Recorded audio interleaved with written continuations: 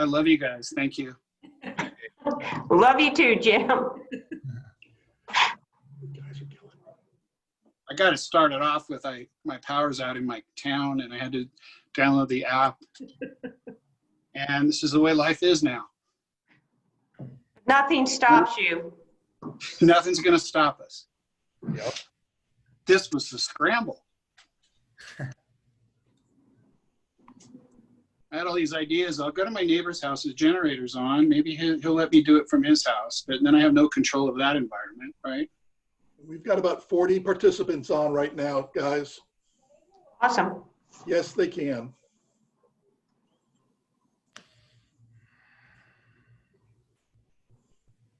As we're gathering participants, if you all would mute your microphones, please, until it's your turn to speak.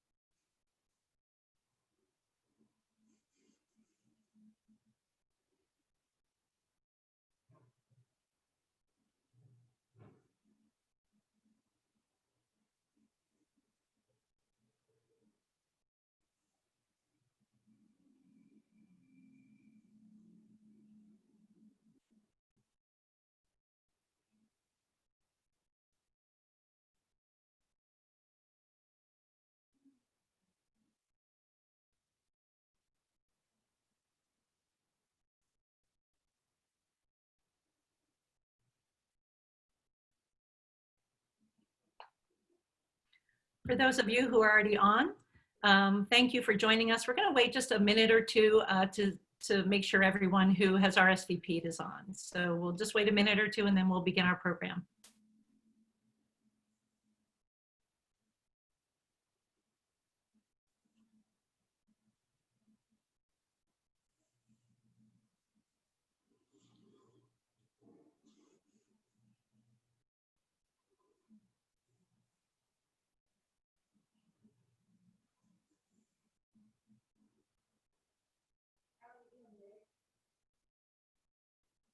'84 participants so far.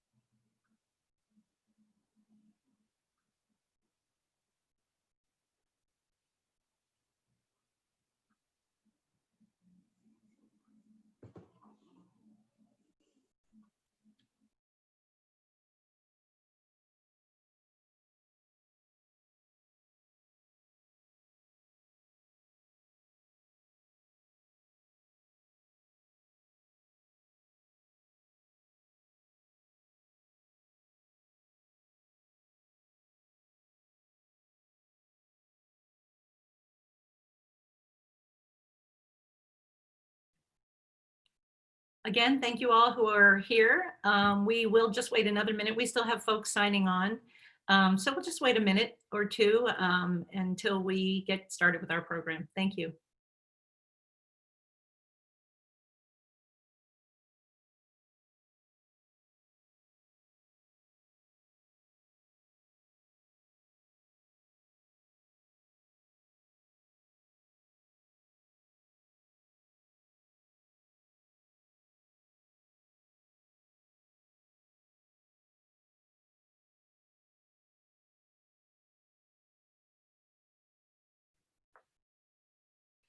So welcome to today's webinar, Executing Service Excellence After COVID-19. We're going to get started off by Jim Smith.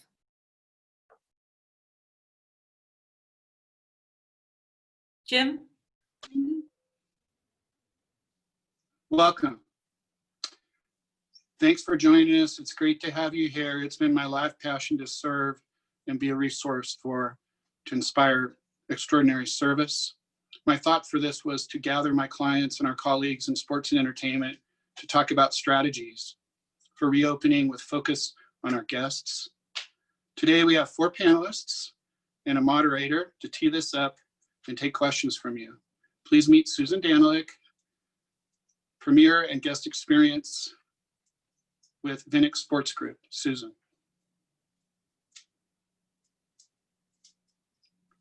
Thanks so much, Jim.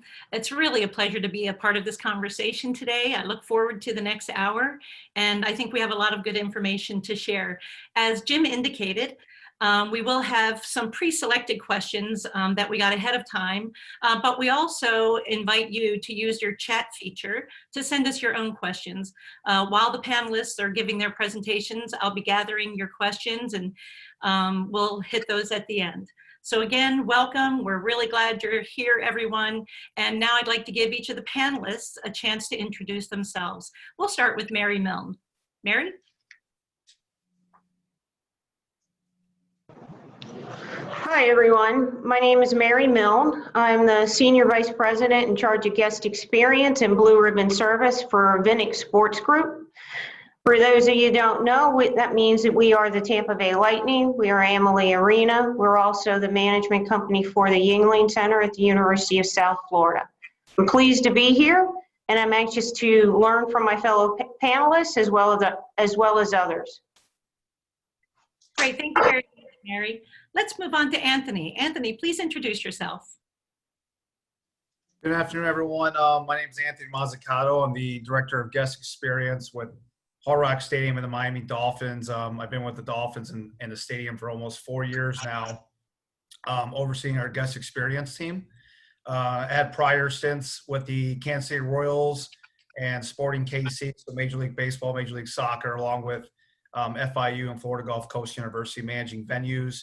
Hard Rock Stadium's home to much more than the Miami Dolphins. We're home to the Miami Hurricanes football team, the annual Orange Bowl, Miami Open tennis tournament. We have a nice tennis complex on our campus, so we manage and operate that as well, along with many concerts and soccer, and most recently Super Bowl 54. Our team manages about 700 event staff members on game day or event days in-house, and we work with over 4,000 staff members in our stadiums to deliver our promise, which is we have 3 promises: to care, know, and connect for each other and our guests. And we just focus on our guest experience and event operations for all major events. It's great to be here, and I appreciate Jim for putting this together, and excited to work alongside Mary, Allie, and Susan on this panelist. Thanks so much, Anthony. We'll hear from Anthony in a little bit, but I'd also like to introduce Allie MacLeod. Allie, would you like to introduce yourself, please? Thank you, Susan. Hi, I'm Allie MacLeod. I am the Market Intelligence Manager for Vinik Sports Group. I am in my 4th season with Vinik Sports Group and the Tampa Bay Lightning. So I primarily oversee the customer research and data strategy for the Lightning and all of our other properties as well. So I will get into that a little bit later. Thank you for having me. Great, thank you so much, Allie. And Jim, I know everyone knows you, and your wonderful reputation precedes you. But if you'd like to just say a few things about you and Service Scouts, and then we'll get into the questions. Oh, thank you, Susan. And Mary and Allie and Anthony, it's just love you guys. I really appreciate you participating in this. And it's been kind of my dream to, at some point, and I was working on it this year, is to have like a 2-day seminar and bring all our clients together, because there's a lot of crossover in what we do. I know that a lot of leagues have discussions about the best practices for the National Hockey League or the NBA or the NFL, but to have all of our clients together to talk about what they're doing and share things is really something I enjoy. And so I was planning on doing something here where I live, and then getting this started today for everybody, nothing's going to stop us because the power went out in my entire town about an hour before this was supposed to start. And I'm not a big Zoomer, so I downloaded the Zoom app, and then I kind of figured out how to do this. And so I don't have a lot of controls on my phone, but I'm on my phone now. And I just want to thank everybody, and I'm humbled that we have so many people that are interested in improving their guest experience and service. And I cannot wait to get back and go to an event, go to a concert, go to a show, and see all of you in person. So thank you for that. We hope that this is a good, valuable hour of your time and that you take something back from this that can really help you. And we have another one scheduled for the 27th. And this is all kind of new for all of us. This is all a new world we're in. So thank you. Thanks very much, Jim. We're going to go with ladies first. Mary and Allie, I'm going to pose the first question to the two of you. Can you shed some light on how you think our guests will be different after the pandemic? Will their needs and expectations be different, and maybe throw in why after that? So please, take it over. Thanks, Susan. And thank you, Jim, for putting this together. It's always great to have conversation with our fellow coworkers that are out there in the sports and entertainment business.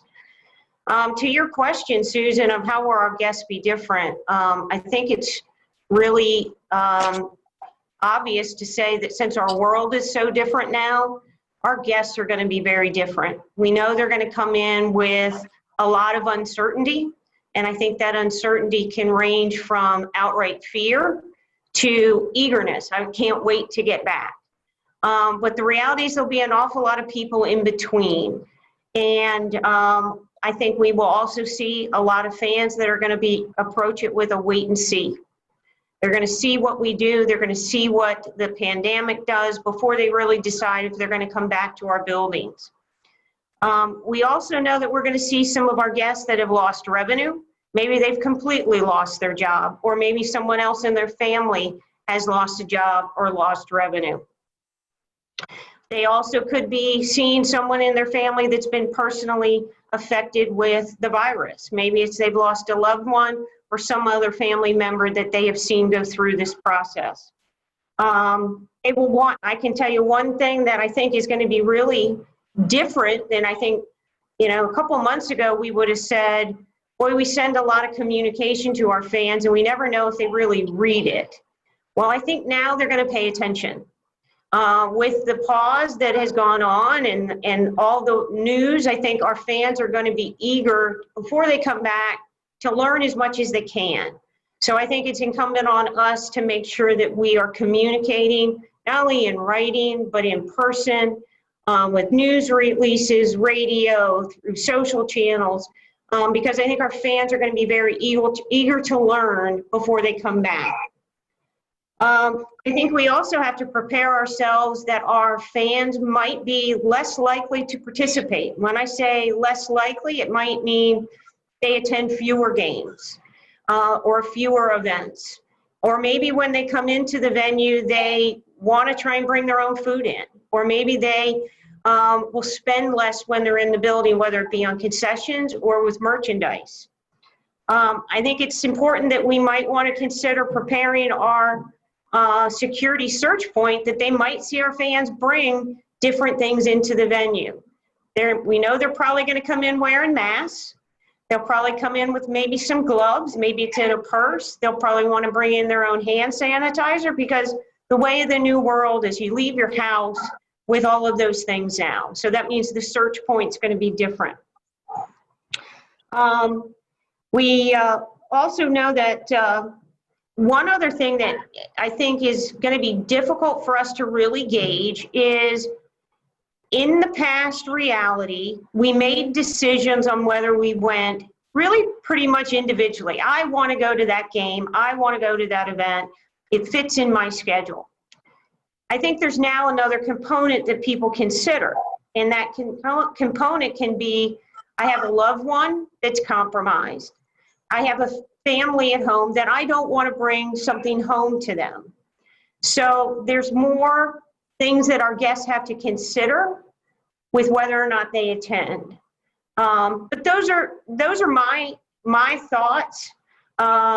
You know, I've been in this business and been here for 21 years and got a lot of experience, but I may not be right.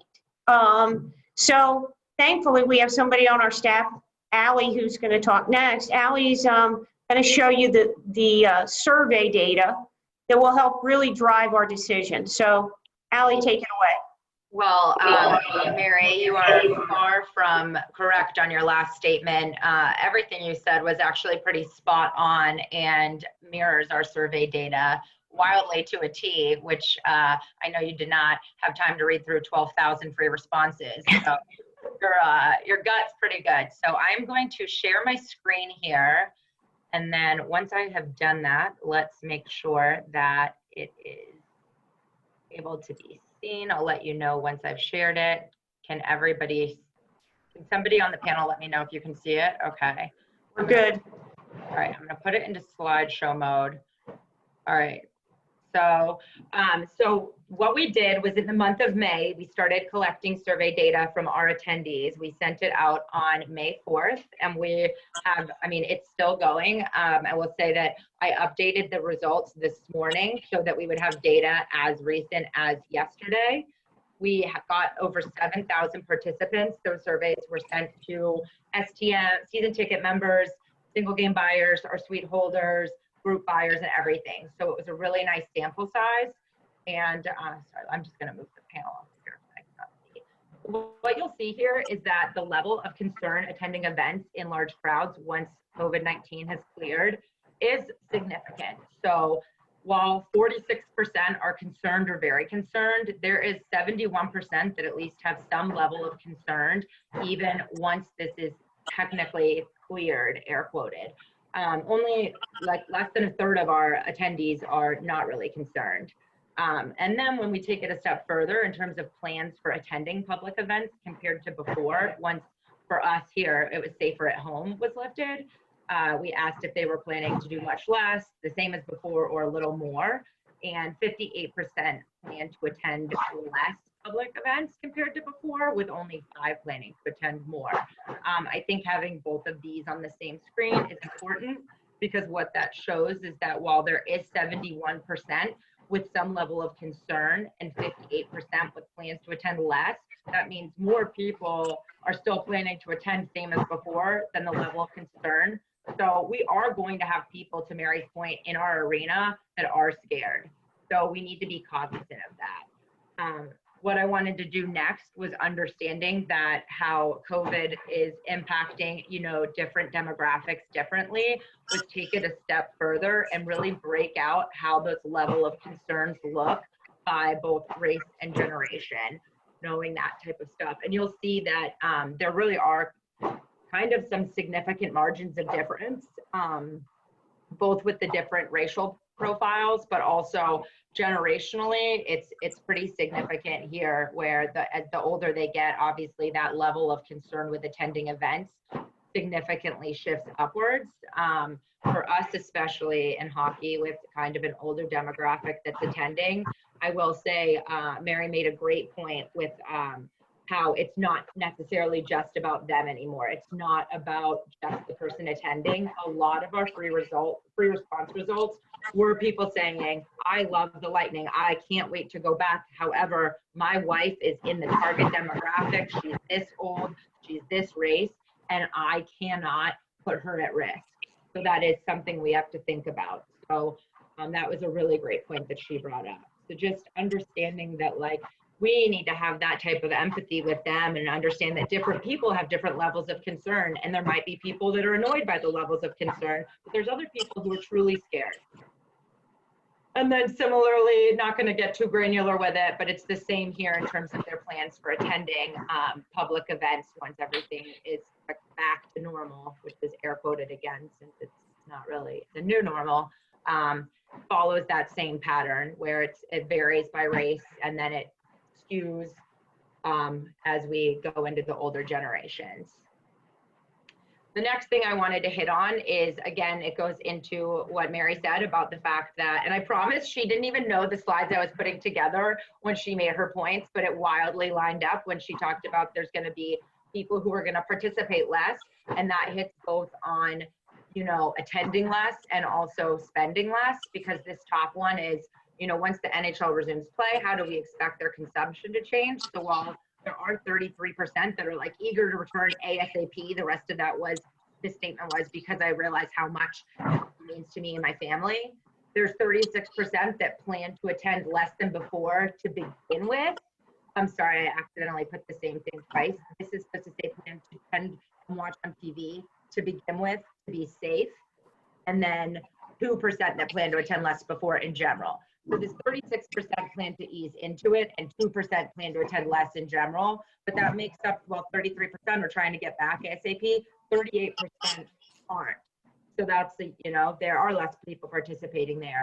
And then when it comes to their expectations for their leisure activities and shopping spend habits to change over the next 6 months, 62% do expect their spending habits to decrease by 62%. So to her point, there's people who are saying remove food and beverage, things like that. So understanding that those economic impacts are things that could also lead to other frustrations is something to think about. This was just a graph based on the current knowledge that our attendees have when they think they will personally feel comfortable attending events with large crowds, such as Lightning games. And then I've just kind of bucketed it based on how we break out our fiscal year to kind of get a better picture. So 37% say they'll feel comfortable by the end of Q4, 29% in Q1 of 2021, which comes out to 66% by Q1, 78% by the end of this year. And then there's 21% of our attendees aren't going to feel comfortable attending an event like a Lightning game until 2021.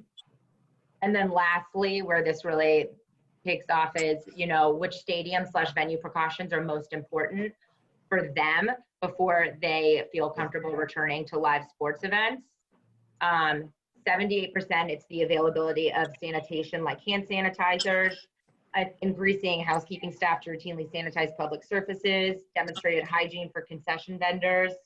Highlighted the wearing of face masks on purpose because that obviously can really impact the fan experience, both in terms of them having to wear it, but also as staff having to wear it, it takes away that warm greeting and that smile and being able to interact with each other's emotions.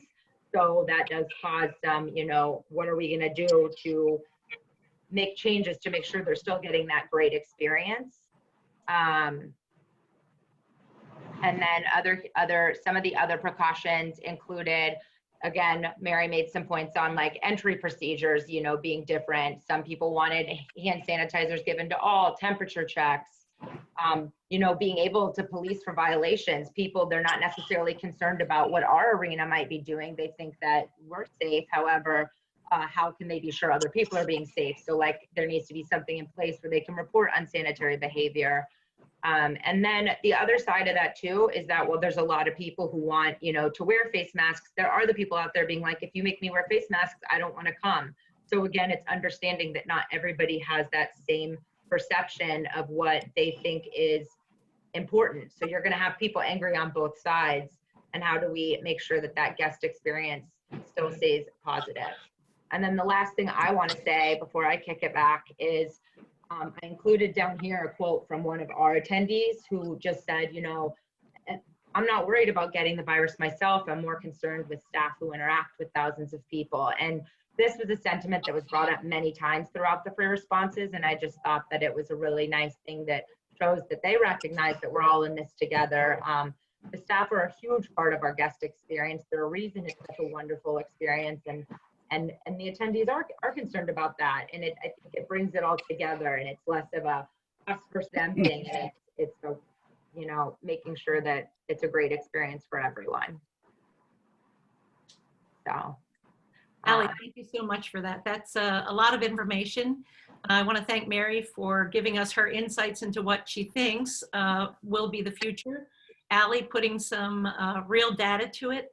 And it's so important to see that. I know many of you will probably have questions about what you just heard. If you do, please put them in the chat portion of your screen, and I will talk about those later. So we had Mary tell us about the future thoughts. We had Allie with the data, but Jim, I heard that you had recently 2 real-time experiences that really sort of opened your eyes to what the reality is out there. Would you like to speak to that? Yes, Susan, thank you. And Mary and Allie, great job. I mean, that data is important. And what hit home for me, and the reason I started this business 25 years ago, is I was a corporate manager for multiple grocery stores.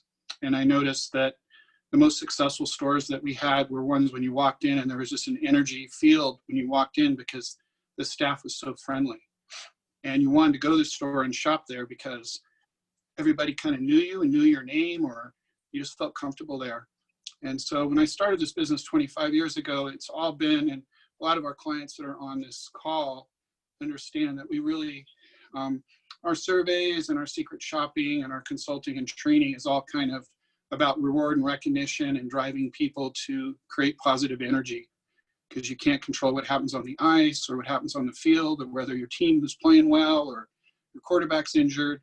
But what you can control is the human behavior and the energy and the culture in your building, in your stadium, you know, in your performing arts center. So what I want to hit on a little bit is I had an experience last weekend.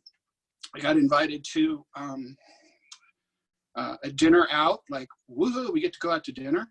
And at a really exclusive private country club golf course that costs $100,000 to join and $2,000 a month. And I hadn't been there before, and I was excited, and I guess they remodeled the clubhouse. And when I went there, I got the feeling as soon as I walked in the building that it didn't feel right. And it was my first time out for dinner. And I was wondering if it was me, or is it the energy in the clubhouse, in the dining room, et cetera.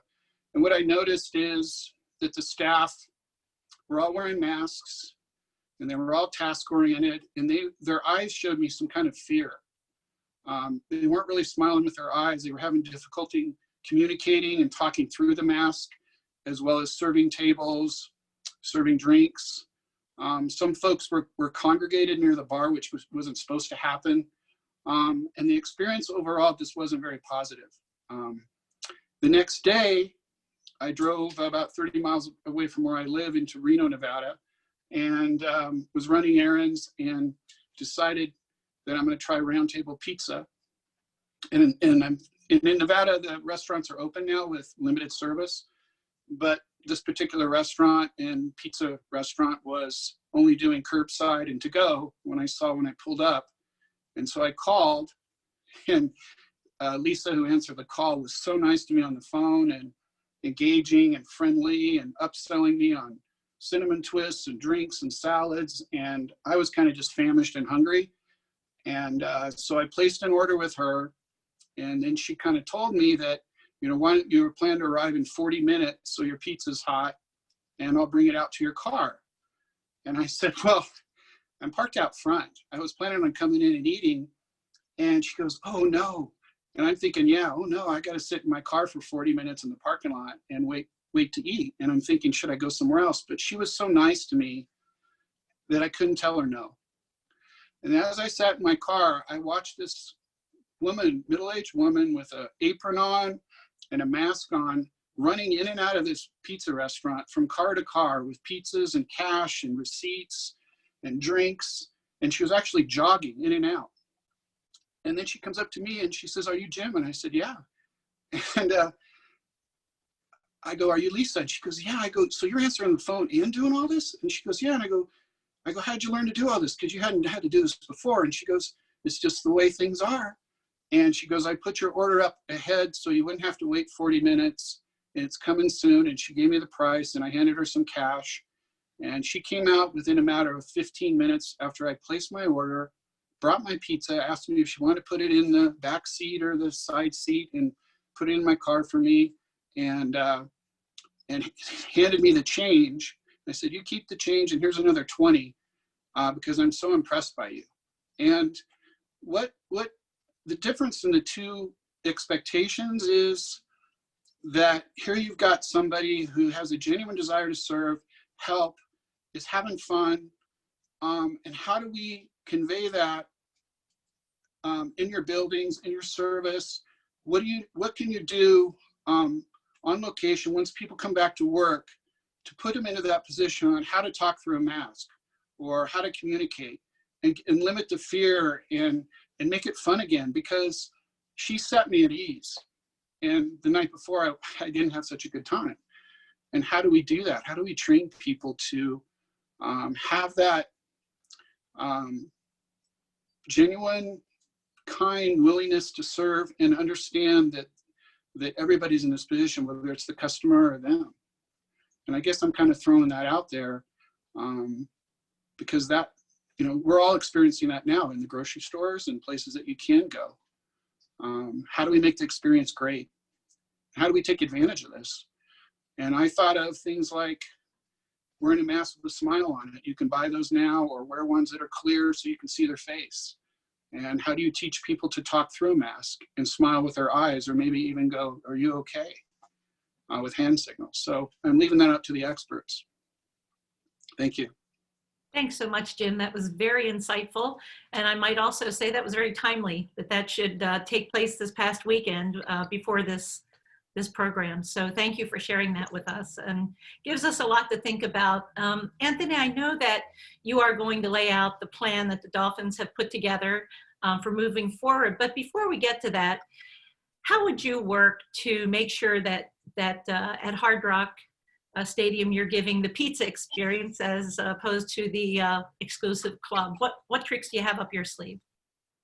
I got a lot of tricks, as everyone knows. No, I'm just kidding. No, I think a lot of this has to do with just, this is an uncomfortable time for staff and guests. So, from our end, we need to, obviously when it's time to bring back staff, we need to make sure they're comfortable and remind them, what their role is, and be transparent with them, not only about understanding what their comfort level is, but run them through, probable guest facing scenarios that are now affected that, are going to be different, and run them through, our new guest expectations. And, we have survey results as well. And we know from our end what our fans and members feel comfortable with and don't feel comfortable with. But we just want to, you want to make sure we're being ourselves. We're having fun still, but we're doing it in a safe way. From our end, we're going to be looking into virtual training. We're going to be focusing on health and safety guidelines. And guests are going to be looking at our staff. They're going to, just like Jim looked at both, restaurant staffs, and it was noticeable which one was best. That's what our message will be is, guests are going to be coming, looking at how we operate, how our staff operates, and looking at their personal experience a lot different. We need to adjust our operations, in a minimal environment and contact environment. And we need to make sure our staff members are still friendly, helpful, and outgoing. But like Jim said, in a genuine way, we don't want to fake it. We want everyone to be happy and fun and find creative ways to express, those great traits that they have. But in addition, we need to communicate to our guests and our staff way in advance, or as soon as possible, once things are figured out, on just changes, what to expect as a new norm, while we have the internal mindset to over deliver and be ready to provide service recovery, if something goes wrong, because I think our staff and our guests are going to need more assistance now more than ever to feel comfortable and to adapt to the changes. We're going to have challenges and mistakes, so we just need to show urgency and care. So I think, those are our thoughts, and, a lot of it's just going to be training and just being transparent with our staff and making sure they're comfortable and have a great experience first and foremost. Thank you for that, Anthony. Mary, do you have anything to add there? Sure. I don't have tricks like Anthony, but my style is just direct. And my thought on that is having just a pre-shift briefing to prepare your staff for the relaunch isn't going to cut it. We have to remember our staff are going to come back with the same fears, the same concerns, the same worries, and same questions that our guests will. I think it's really going to be important to bring your staff in ahead of time, include them in the process of the changes, let them walk through the building, and let you take them through it so that they gain a comfort level with the changes. And what in reality, you want to get them on board so they become part of the new training process for our guests, as well as become part of the communication plan for our new changes. The other comment that I would say is the reality is that we're going to have to train our staff and give them new skills. In the new world, as we come back, our staff are going to have to be able to understand and demonstrate empathy. They're going to have to understand and demonstrate a lot of patience. Something Anthony said that I very much agree with is more than ever, I think our fans are going to need more assistance. Without hand-holding, they're going to need some hand-holding. We're going to need to show them what those changes are, walk them through things, and get them comfortable. Somehow we have to be able to train our staff to be able to read emotion, even though that guest might be wearing a mask. Conversely, we need to teach our staff how to convey that warmth, how to convey that excitement without touching or with wearing a mask. So there's a lot of different things that I think we have to train staff to, but just doing it at a pre-shift meeting, in my opinion, is going to set you up for the private club experience that Jim talked about versus the pizza experience. Thank you, Mary. Anthony, we know that the Dolphins are a world-class organization. You work for a great organization, and you all have really gotten ahead of the curve when it comes to planning for what the future looks like. So if you'd like to tell us what you all came up with and walk us through that, we would certainly appreciate it. Sure. I'm going to share. I'm going to share a revised quick deck with everybody. Top secret. So, I'm breaking rules. No, I'm just kidding. Everyone knows I'm sharing this. So, we obviously with the NFL, we're not really sure exactly what's going to happen. There's a belief that just like every other league, there could be no fans. We can be the first league to welcome back live fans. So, in a way, we're waiting and seeing what happens in other leagues, and a lot of it, as you guys know, depends on government and local officials. But I'm going to go ahead and share this plan with you guys, and I'll zip through it fast, just to kind of give you guys some insight. We basically cut our stadium capacity by 8%, which cut our cost and staffing plan about 50 to 60%, and we found that ourselves and potentially the league itself can still have a somewhat decent year of revenue, keep jobs going, and keep fans coming, hopefully in a social distance setting and safely. So we put together 3 strategic elements.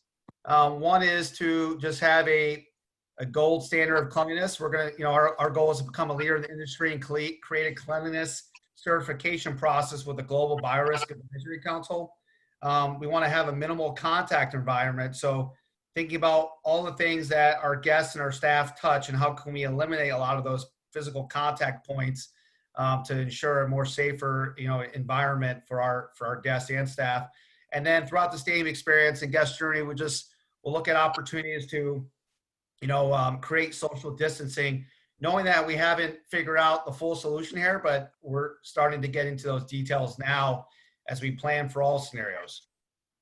So this is just an example to show you our stadium capacity seating chart. Hard Rock Stadium is 65,000 seats, and with our social distancing plan, we come down to 12,000 seats. And What we did is we planned for 2 out of every 3 rows to be left as a buffer. We found that we have different members, with different size of accounts, whether it's 2, 4, 6, 8. So, rather than trying to go every other seat or doing every 2 seats and then space it out and another 2 seats, we decided to stagger different group sizes. And the reason why we did that is we found out through our survey that members are comfortable sitting together with their friends and family. They just want to be distanced out from strangers they don't know. So this is just an idea that we have, a sample seating chart. And, I know other venues are starting to look at this as well. What it could look like, there's low cost to very high cost, low cost from zip tying unused seats, which gives you more flexibility if you are to increase your capacity at some point. Remove seat bottoms, which is a middle cost, cover unused seats, which is a high cost, and remove seat and add handrails, which is a very high cost. So you're talking about millions and millions there. So this is just kind of our way of looking at it and balancing out cost versus optics and safety, determine what's best for us. So just talking about the guest journey, we found through our survey that our members are comfortable and still want to tailgate. So in our eyes, we would potentially create, parking spaces distance over 10 feet from the next assigned space. We're looking at segmenting our parking lots into 4 quadrants, which would correlate to gate entry and seating location, which I'll show you in the next slide. We are looking to go completely digital on parking. We've been mostly digital for parking and tickets, but now we're looking to go to 100% digital to really take away that contact between employee and guests.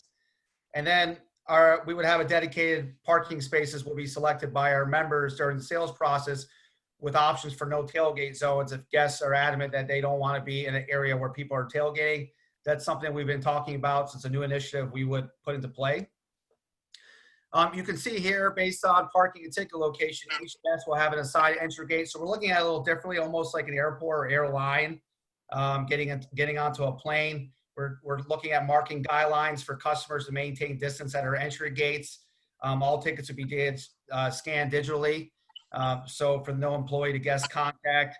And then one idea that we're looking at, we're getting into more detail next week as an organization, is just looking at how we can divide up 12,000 guests, from 11 to 1 o'clock time frame, and assign groups, allow guests to be assigned, but also incentivize guests to come in early as well. So there's some details to be worked out there, but it's just an idea we had. You can see here we're going every other gate. We're looking at metal detectors where guests don't have to divest any items. The metal detectors potentially would just pick up guns or anything larger than that, but also creating space by separating out by every other gate at our entrances. And then in addition, we would go every other ski data turnstile and allow the guests to still control scanning of their own tickets with our staff to assist. In addition, food and beverage, we're looking to go 100% cashless experience, option to pre-order, pay via app with express pickup at concession stands. For traditional concessions, we're looking to facilitate social distance line queuing, increase grab and go locations, eliminate beer hawkers and food hawkers throughout the stadium. And we're also looking to eliminate condiment displays, condiment carts on concourses, and distribute condiments in small packets by request at the actual concession stands. We're taking away things where number of guests can, that touch surfaces, and, and offering just smaller detail ways to provide those to guests where they have minimal contact with equipment, surfaces, or staff. With retail, looking to go 100% cashless experience as well. In fact, we're looking to go put in ATM reverse machines in our stadium so guests can apply cash to a card that would be usable not only in our stadium but anywhere. We would limit the number of guests allowed within our team stores at a given time to facilitate distancing. We would decrease the amount of products we offer and sell in our stores to create more space in the stores. Again, ability to pre-order and pay via app with express pickup at the team shop. And we would also provide home delivery to an address if a guest feels more comfortable with that. And we would just, we would have a floating point of sale system. So cashiers floating around the store to avoid any congestion or any lines line queuing happening within the store. So suites and luxury, really quick to sum this up. Our suites can hold anywhere from 20 to 50 people, depending on the type of suite and group size. But we're planning on offering a reduced capacity, which we found out from our suite members that they're comfortable with that. So you're talking about 4 to 6 people. We would modify their suite food and beverage menu with individually packaged servings. From a luxury end, we would decrease capacity and seating, so that would automatically decrease capacity in the club rooms. We would do prepared plates only and restaurant style reserved seating rather than buffets, again, to take away, to offer more individual servings as opposed to people touching the same things. And one of the things we offer for our luxury members is valet parking. We just thought that it would be best to take away valet parking and park those guests and members close as possible to their luxury club room. We just thought from a stadium staffing perspective, they wouldn't feel comfortable with our staff touching their steering wheel and car, and it could be numerous valet staff members that do so throughout the process. And then sanitation, besides working with GBAC to create that certification rating, we're looking to provide hand sanitizing and hand washing stations throughout the stadium grounds. You are going to find the hand washing stations are a lot more affordable than hand sanitizing stations, especially with lead time and just availability. We have a staff of about 300 housekeeping staff members, but we're looking to add another 60 to 75 and brand them with sanitation on them and make them very visible to our guests and members, and they would focus on disinfecting high-level services. In addition, we would have social distance guidelines for restrooms, and in hand sanitation, we would provide masks for any guests who do not have their own. In our survey, we found that a lot of our members and guests prefer to bring their own mask. And then staff guidelines, all of our staff members will adhere to CDC guidelines. We provided PPE. Our team members will be instructed to stay home if they don't feel well. We'll have their temperature checked before entry. All team members will receive training regarding COVID-19 related health precautions procedures. And then, something that will be difficult for all of us, we're going to be, instituting a policy just sparing any employee to guest contact, no handshakes, hugs, even grabbing the guest's phone for them to take pictures. So that is going to change things with how we, interact with our guests. And even for us, interacting with our staff. And then for departure, we're looking to, almost church style. Guests will be released by row, beginning with the closest to exits. We would utilize the video board and PA announcer to help facilitate, and then we would look to our ushers and communicate to our ushers to help guests determine when it's their turn to leave.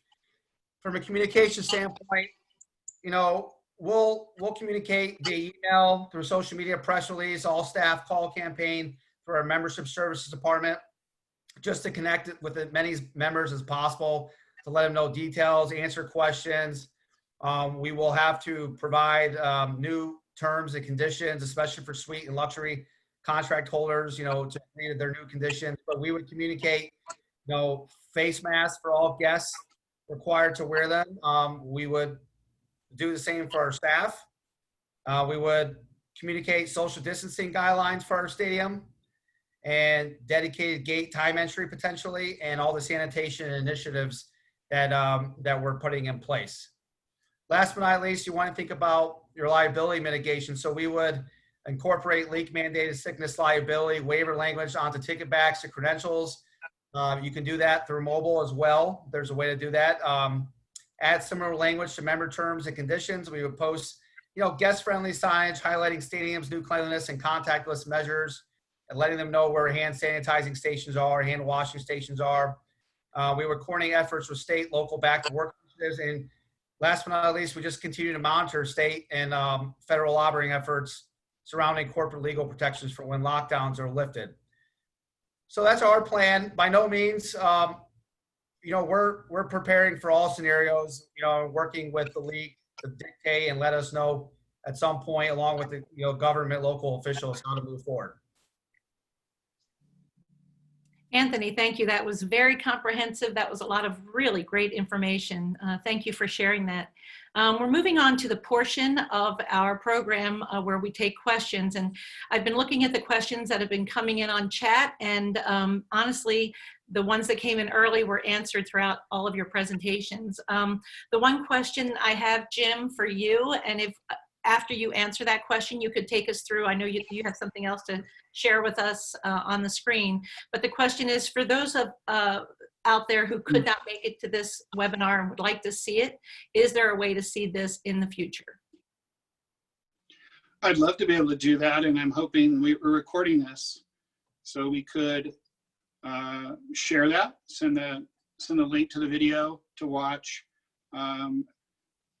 Hopefully share the slides that Allie's presented, and Anthony did a great job. And for those of you that don't know, Anthony, I think you had surgery just a couple days ago.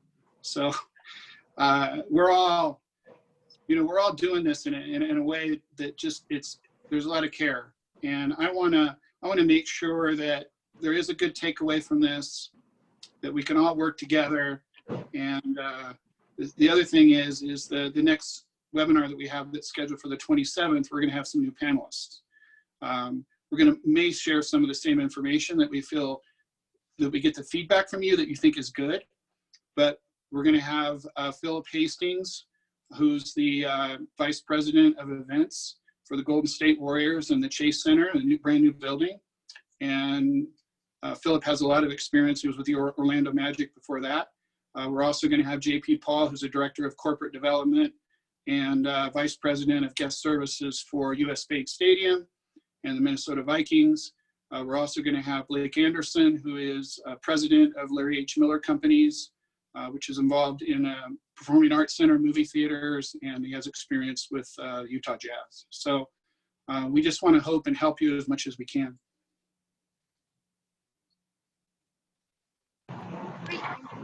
Mary, do you have something to add? Yeah, Jim, I wanted to clarify the video from this webinar we will provide to you to post on your website. So anyone listening that wants a copy, that's probably the best way to do it is hit Jim's website and you'll find it there. Thank you, Mary. Thank you so much for that. Well, that's about all the time we have for our main presentation. Jim, I know you had some closing remarks you wanted to make and maybe a little more show and tell for us. So okay. If you'd like to take us down that road, please do. Okay, thank you, Susan. We want to help you any way we can, either through our survey, secret shopping. We understand that once we get up and running, our clients are going to probably want us to measure some different things and want some real-time feedback. We may even have a health and sanitation section, safety section, and amend the surveys to meet the new, your new attractions, your new operations. So we're willing to do that. We're still open. You can contact me or Tracy or Lauren with any changes that you'd like to see. As well as we have a brand new dashboard. We own our own software. And over the last year, we've created a brand new dashboard for our clients that's customized to your facility. And I think Susan's going to present that, show it to you. When you log in using your email address and your password through servicescouts.com, you'll see that the dashboard is already there for you. So we have the classic dashboard that's below it, and then the new dashboard above it, which has real-time data and analytics and lots of drill down information.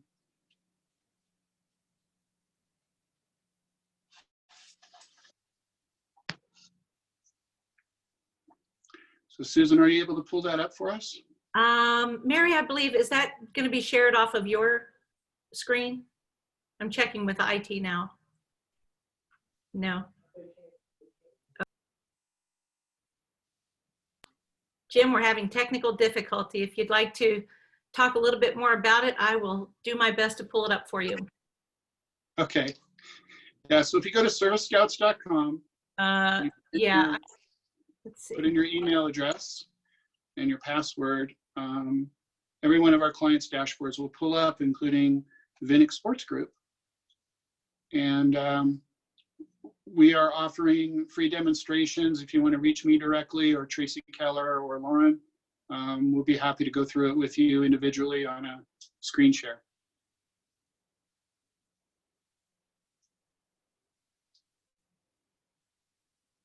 And if we're not able to pull it up at this particular time, we'll show it on the 27th. How's that? I don't want to put so much pressure on everybody. Everybody's done a great job. Thank you.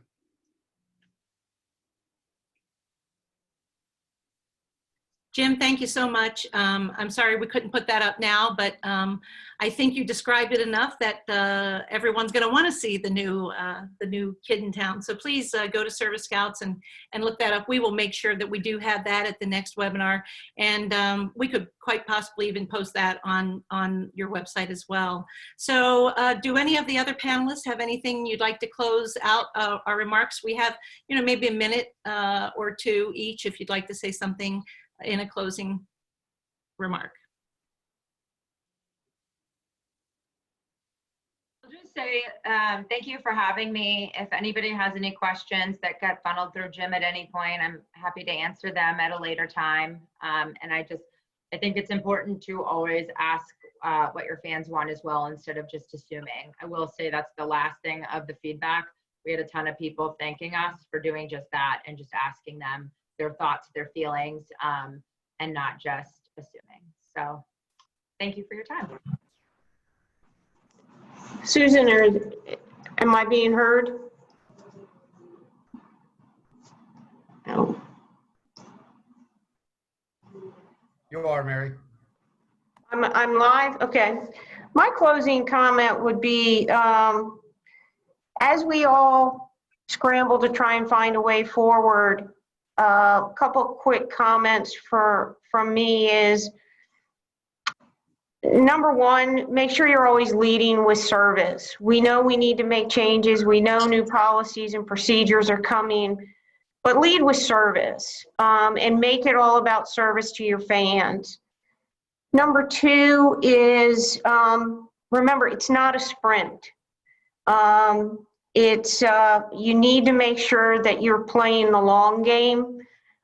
We all thought we'd be out of this by now and wished that we were out of it by now, but we're not. And we may be in this longer than is really comfortable for any of us. So play the long game, which in my opinion means you have some time now. Create the guest experience you want. You have the time, and there's enough time that you can hopefully redesign and create what you want. So those are my closing comments. Yeah, I would just say from my end, one of the things that ties a lot into this is just staff. So, obviously we're in a time now where you're away from your event staff. So, one of the things we've been doing is just finding opportunities to continue engaging with our staff. Instead of a monthly newsletter, how about a bi-weekly newsletter? Virtual happy hours with our team leaders and updating them on what's new and what's going on, and giving them updates on what to expect. And just finding ways to engage with staff, incentivizing perhaps their engagement with gift cards, rewards, and make sure that they feel not forgotten. So we have some ways to go, but we've been doing some of that stuff, and I think that's important for all of us to do during this time where there's some uncertainty on what's next. So, and appreciate the opportunity to present to you guys.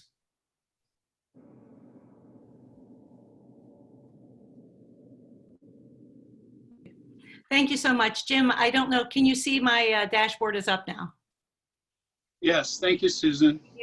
You have 2 whole minutes to 2 or 3 minutes up now, and the folks can see it. Well, how about that? My power just came on in the whole town in my house. So when you know, it shuts off a half an hour before this starts, and then so thank you for pulling that up. This is our new dashboard. I don't want this to be about Service Scouts as much as trying to help you, but those of you that are clients of ours, you have access to this. You can log in, go to servicescouts.com. You can pull it up, and pow, this is what it looks like. And you can hover over the different shops and drill down and look at the shops. You can look at your real-time data scores compared to industry average. You'll see some other dashlets in there that show attributes, you know, how often you're greeting, smiling, thanking. You can ad hoc this data, you can export it to Excel, and then a lot of you will recognize down below that new dashboard and all those dashlets is the classic dashboard that you've been used to. So we're looking for feedback on this as well. It's all new, it's live, and it's your dashboard, it's customized, and it could be set up only for certain locations, etc. So like the Vinik Sports Group, who manages the Yuengling Center and University of South Florida, they'll only see South Florida and Yuengling Center data. So that's good. But I think my takeaway from this whole thing, and Mary hit it, the key word is empathy. Be empathetical with your staff, your subcontractors, the food and beverage people, the parking people. Find out, put them in a position where they feel safe and happy. And I think that what I'm hoping for, and I've learned in my lifetime, is that we're going to be stronger and better because of this. And